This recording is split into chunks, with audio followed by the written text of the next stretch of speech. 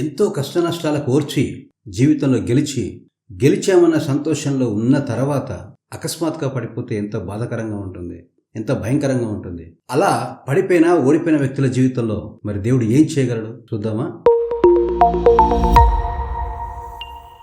Praise the Lord. ఈరోజు మనము ఎప్పుడూ విడిచిపెట్టని దేవుడు, ఎన్నటికీ ఎడబాయని దేవుడు, ఆయన గుణలక్షణాల గురించి ధ్యానిస్తూ మనము రెండో వ్యక్తి గురించి ఈరోజు చూద్దాం. ఈరోజు మనం ధ్యానించబోతున్న వ్యక్తి పేరు నోవా. ఎక్కడ చూస్తాం మనం ఈ వ్యక్తిని? చూడండి, ఆదికాండం 6వ అధ్యాయంలో మనం 9వ వచనంలో చూస్తాము. నోవా యెహోవా యందు భయభక్తులు గలవాడై నీతిమంతుడై ఉండెను అని చెప్పేసి మాట అక్కడ మనం చూస్తాం. లోకమంతా అతన్ని ద్వేషించిన, లోకమంతా అతన్ని చూసి పరిహాసమాడిన, అపహాసించిన ఆ పరిహాసాలకు ఆయన ఓర్చుకుంటూ తన నీతి విషయంలో, అవునా, దేవుని యెడల భయభక్తుల విషయంలో దేవునికి నమ్మకంగా ఉంటూ అతను ఏం చేశాడు? గెలిచాడు జీవితంలో. ఇతను ఎంతగా దేవుని యందు భయభక్తులు కలిగి నీతిమంతుడై జీవించాడంటే, జీవం గల దేవుడే ఇతని కనుగొని ఇతని వద్దకు వచ్చి తాను లోకం మీదకి రప్పించబోతున్న మహాభయంకరమైన శ్రమను గురించి ఇతనికి వెల్లడిపరిచి దాని నుండి ఏ విధంగా రక్షించుకోవాలో దేవుని చేతనే తెలుసుకున్న వ్యక్తి, నేర్చుకున్న వ్యక్తి, దాన్ని పాటించి దేవుని దగ్గర దేవుని యొక్క సహాయంతో గెలిచిన వ్యక్తి. ఆదికాండము 6వ అధ్యాయము 17వ వచనం చూడండి, ఏమంటాడు? ఇదిగో నేనే జీవవాయువు గల సమస్త శరీరులను ఆకాశం కింద నుండకుండా నాశనం చేయుటకు భూమి మీద జల ప్రవాహము రప్పించబోతున్నాను. అయితే నీతో నా నిబంధన స్థిరపరచుదును. దేవుడు ఇతన్ని కనుగొని ఇతనితో ఒక నిబంధన చేసి ఆ నిబంధన స్థిరపరిచేంత నమ్మకమైన జీవితాన్ని నోవా జీవించాడు. హల్లెలూయా. నీ జీవితంలో నువ్వు ఎన్నో శ్రమలు దాటి ఉండొచ్చు, ఎన్నో భయంకరమైన దినాలలో, ఎంతో లేమిలో, ఎంతో రోగములో నువ్వు దేవుని యెడల నమ్మకంగా కలిగి ఉండవచ్చు. నీ చుట్టాలు, నీ బంధువులు అందరిలోకెల్లా నువ్వు మంచి వ్యక్తి అయి ఉండొచ్చు. నీ చేతుల మీదకి ఎంతో మందికి సహాయం చేసి ఉండొచ్చు, ఎంతో మందిని నువ్వు బాగు చేసి ఉండొచ్చు. సమయానికి డబ్బు ఇవ్వడం, సమయానికి బాధలో ఉన్న వారిని వెళ్లి ఆదరించడం, వాళ్ళని బలపరచడం, ఇలాంటివి నువ్వు ఎన్నో సత్క్రియలు చేసి ఉండొచ్చు. కానీ అకస్మాత్తుగా వచ్చి పడే ఓటమి, అకస్మాత్తుగా వచ్చి పడే నష్టము ఎంత బాధ కలిగిస్తుందో కదా. నోవా విషయంలో అదే జరిగింది. ఏం చేశాడు? దేవుని యొక్క నిబంధనను పొందుకున్నాడు. దేవుడు తన నిబంధనను స్థిరపరుస్తానని చెప్పేసి వాగ్దానం పొందుకున్నాడు. ఆ వాగ్దానాన్ని దేవుడు నెరవేర్చడం ఇతని కళ్ళారా చూశాడు. లోకం మొత్తం కూడా జల ప్రవాహంలో కొట్టుకొని పోయినప్పుడు దేవుడు మాత్రం నోవాని ఆ జల ప్రవాహంలో కొట్టుకొని పోనివ్వలేదు. అంటే నోవా గెలిచాడు. ఎలా గెలిచాడు? అష్ట కష్టాలు పడి గెలిచాడు. ఎలా గెలిచాడు? ఎంతో మంది ఎగతాళిని, పరిహాసాలను భరించి గెలిచాడు. ఎలా గెలిచాడు? తనను తాను ఎంతో తగ్గింపులో ఉంచుకొని, తనను తాను ఎంతో అదుపులో ఉంచుకొని, దేవుని యొక్క భయభక్తులు ఉంచుకొని గెలిచాడు. కానీ ఇంత జరిగాక నోవా జీవితంలో ఒక పొరపాటు జరిగింది. 9వ అధ్యాయం 20వ వచనంలో ఉందన్నమాట. ఏమంటాడు?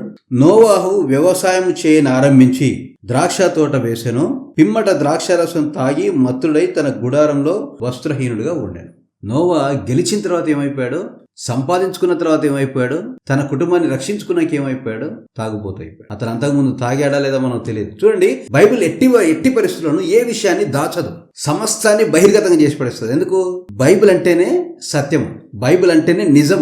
దానికి దాచడం తెలియదు, దాచడం ఇష్టం ఉండదు. అందుకే నీ క్రియల్ని కూడా దాచదు అది. హల్లెలూయా. నీ క్రియల్ని కూడా దాచదు అది నీ క్రియల్ని కూడా నీకు చూపిస్తుంది. దానికి సరైన సమయానికి నువ్వు సరిదిద్దుకోకపోతే నీ క్రియలు కూడా బయటపడడానికి దేవుని యొక్క వాక్యమే కొన్ని సందర్భాల్లో కారణం అవుతుంది. హల్లెలూయా. కొన్ని సందర్భాలు చూడండి, పాస్టర్లు స్టేజ్ ఎక్కి వాక్యం చెప్తా ఉంటారు, మన గురించే మాట్లాడుతున్నాడు అనిపిస్తుంది. చెప్తున్న పాస్టర్ కూడా తెలియదు. మరి ఆ పాస్టర్ నోట మాటలు పెట్టింది ఎవరు? పరిశుద్ధాత్మ దేవుడే కదా. సో బైబిల్ ఏది దాచదు, దేవుడు ఏది దాచడు. సత్యాన్ని దాచడం, సత్యాన్ని మరుగుపరచడం, తన కొడుకు కోసమో, తన కుమార్తె కోసమో దేవుడు అటువంటి పనులు చేయడు. తనకిష్టమైన వాడని, భక్తిపరుడు అని చెప్పేసి దేవుడు తప్పులు కప్పడు. ఇక్కడ నోవా విషయంలో తాను చేసిన తప్పును దేవుడు వాక్య రూపంలో అందుబాటులో పెట్టాడు, దాన్ని రాసి పెట్టాడు, దాన్ని దాచిపెట్టలేదు. సో తప్పిపోయిన తర్వాత ఎంతో కష్టపడ్డాడు, ఎన్ని అవమానాలు ఎదుర్కొన్నాడు. అంత పెద్ద ఓడ కట్టడం అంటే మామూలు విషయం కాదు. అంత పెద్ద ఓడను కట్టి తన కుటుంబాన్ని రక్షించుకున్నాడు. ఆ తర్వాత భూమి మీద ఉండే సమస్త విధానాలను, జంతువులను, పక్షులను రక్షించాడు. ఈ రోజు కూడా ఉనికిలో ఉన్నాయంటే కారణం నోవానే. రక్షించిన తర్వాత ఏమైపోయాడు? తాగుబోతైపోయాడు. మరి ఇటువంటి తాగుబోతున్న దేవుడు వదిలిపెట్టాడా? గెలిచిన తర్వాత పడిపోయిన వ్యక్తి నోవాహు. మరి అటువంటి వ్యక్తిని దేవుడు వదిలిపెట్టాడా? వదిలిపెట్టలేదు. అపోస్తలుడైన పౌలు హెబ్రీయులకు రాసిన పత్రిక 11వ అధ్యాయం 7వ వచనంలో ఈ నీతిమంతుడైన నోవాహుని జ్ఞాపకం తెచ్చుకుంటాడు. ఎందుకు చెప్పండి? అతనికి నీతిమంతుడని ముద్ర వేసింది జీవంగల దేవుడే. హల్లెలూయా. అతని లోపాలను, అవునా, అతని బలహీనతలను, అతను కొత్తగా చేసుకున్న అలవాట్లను, అంతకుముందు తాగాడా లేదో మనకు తెలియదు నోవా. కానీ గెలిచిన తర్వాత ఓ చెడు వ్యసనానికి బానిసైపోయాడు. దాని నుండి విమోచించి మరి అతన్ని దేవుడు నీతిమంతుడిగా తీర్పు తీర్చాడు. తనతో పాటు నిత్యత్వంలోకి తీసుకెళ్లాడనే గుర్తు ఏంటి? హెబ్రీయులకు రాసిన పత్రిక 11వ అధ్యాయంలో ఉన్న నీతిమంతుల జాబితాలో మనం నోవాను చూస్తాం. మనం 7వ వచనం ఏమంటాడు? విశ్వాసమును బట్టి నోవాహు అది వరకు చూడని సంగతులను గురించి దేవుని చేత హెచ్చరింపబడి భయభక్తులు గలవాడై అవునా? తన ఇంటి వారి రక్షణ కొరకు ఒక ఓడను సిద్ధం చేసి, అందువలన అతడు లోకం మీద నేరస్థాపన చేసి విశ్వాసాన్ని బట్టి కలిగే నీతికి వారసుడాడు. ఈ మాటను మీరు అండర్లైన్ చేసుకోండి. విశ్వాసాన్ని బట్టి కలిగే నీతి. హల్లెలూయా. మన క్రియలను బట్టి కనుక మనము నీతిమంతులం అవుతామని చెప్పి అనుకున్నామా, దాన్ని మించిన మోసపు తలంపు మరి ఇంకోట్లేదు. ఎట్టి పరిస్థితులు అది సాధ్యపడదు, జరగదు. అది సంభవం కాదు, అది అసంభవం. అది మరి దేన్ని బట్టి మనం నీతిమంతులం అవుతాము, దేన్ని బట్టి మనం నీతిమంతులం కాగలము అని అంటే దేవుని యొక్క మంచితనం మీద ఉండే విశ్వాసం.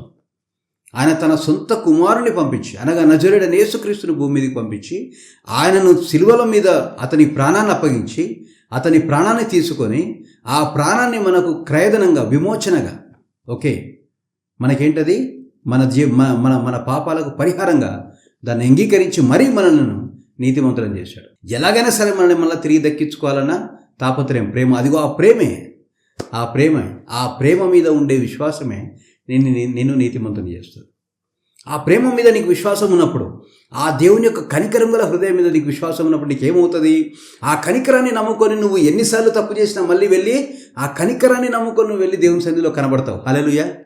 ప్రభువా, తప్పు జరిగింది, నన్ను క్షమించు. ప్రభువా, పాపం చేశాను, నన్ను క్షమించు. ప్రభువా, అతిక్రమం చేశాను, నన్ను క్షమించు. వెరీ డిఫరెంట్ థింగ్స్ కదా. పాపం వేరు, అతిక్రమం వేరు, తప్పు వేరు, అవునా? దోషం వేరు, నేరం వేరు, ఇవన్నీ వేరు.